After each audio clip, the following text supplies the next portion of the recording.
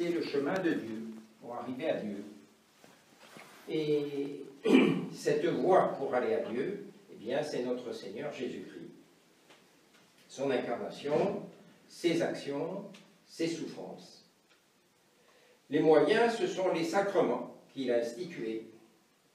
Et le terme, eh bien, c'est sa résurrection et la nôtre, pour la vie éternelle. Dans le monde moderne, une seule chose est interdite, parler de Dieu. En mai 68, le slogan, c'était « Interdit d'interdire ».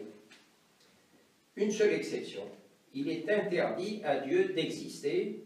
C'est un mot que l'homme moderne s'interdit de prononcer, d'écouter.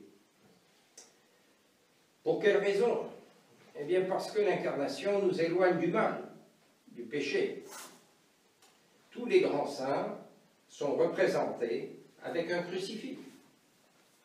Notre Seigneur Jésus-Christ nous révèle la valeur, la dignité à laquelle peut être élevée l'âme d'un homme, la nature humaine. Tous les saints en sont la preuve. Dieu lui-même s'est fait homme pour nous donner la foi, l'espérance et la charité.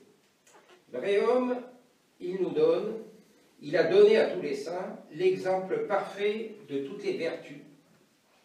Vrai Dieu, il nous donne sa grâce, il nous guérit de nos penchants vers l'égoïsme, les vices, le mal.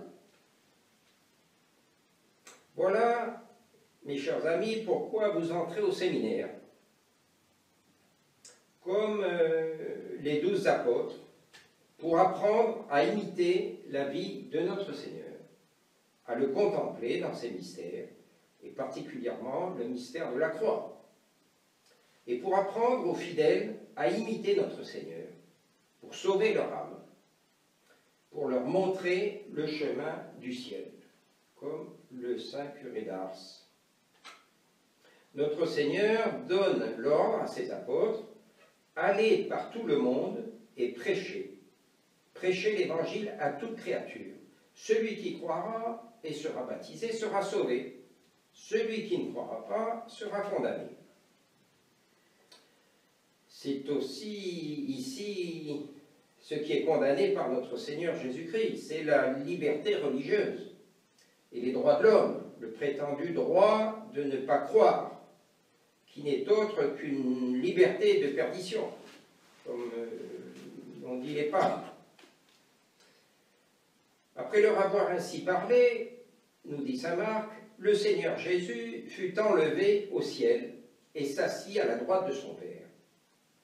Et les apôtres, prêchant en tout lieu, continuèrent la mission de notre Seigneur Jésus-Christ, rendant témoignage, comme leur maître, à la vérité. Et la première vérité, c'est qu'étant Dieu, il est roi de l'univers et roi des nations.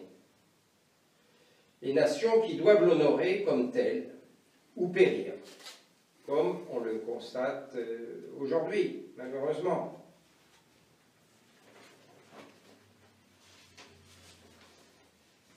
Monseigneur Lefebvre, dans ce qu'on peut considérer son testament spirituel, son itinéraire spirituel, nous dit: une seule chose est nécessaire pour la continuation de l'Église catholique, des évêques pleinement catholiques qui ne fassent aucun compromis avec l'erreur, qui établissent des séminaires catholiques où les jeunes s'alimentent du lait de la vraie doctrine, qui mettent notre Seigneur Jésus-Christ au centre de leur intelligence, de leur volonté, de leur cœur, qui s'unissent à notre Seigneur au moyen d'une foi vive, d'une charité profonde, d'une dévotion sans limite.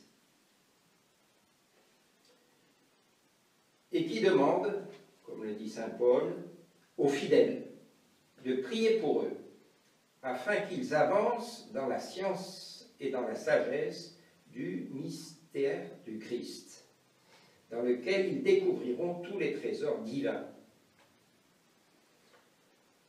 Des évêques, donc, répétons-le, en cette heure tragique pour l'œuvre de Monseigneur Lefebvre, des évêques qui ne fassent aucun compromis avec l'erreur, avec les erreurs du Concile Vatican II.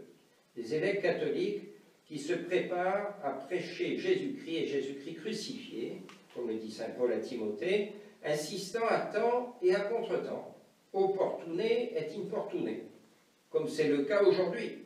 Il n'est pas opportun pour l'Église conciliaire de prêcher Jésus-Christ crucifié. Dans son discours aux Nations Unies, le pape François n'a même pas prononcé le nom de notre Seigneur. C'était pourtant l'occasion ou jamais.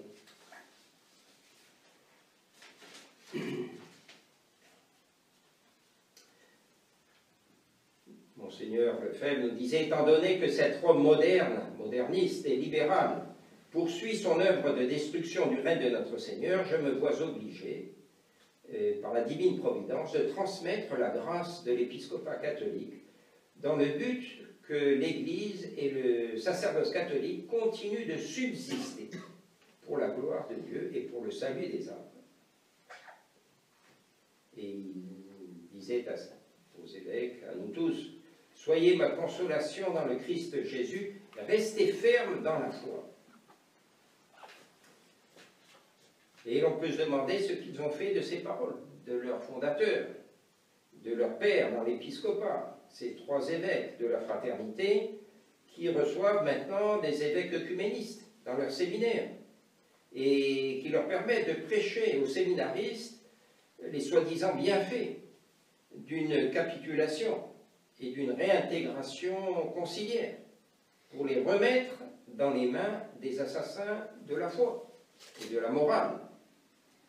Ces ennemis du règne social de notre Seigneur Jésus-Christ, que Monseigneur Lefebvre n'hésitait pas à appeler des antichrists, avec lesquels il n'entretenait pas des rapports cordiaux et qu'il n'appelait pas ses amis à Rome. Pour terminer,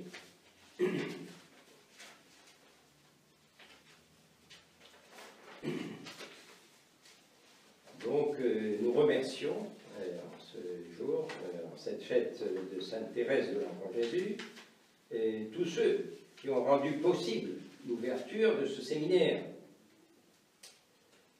les fils de Saint-Dominique, en premier lieu, d'Avrier, les bienfaiteurs, sans lesquels nous ne pourrions pas disposer de cette maison, et bien sûr notre Seigneur, qui a donné à ces jeunes la grâce de répondre à son appel, grâce obtenue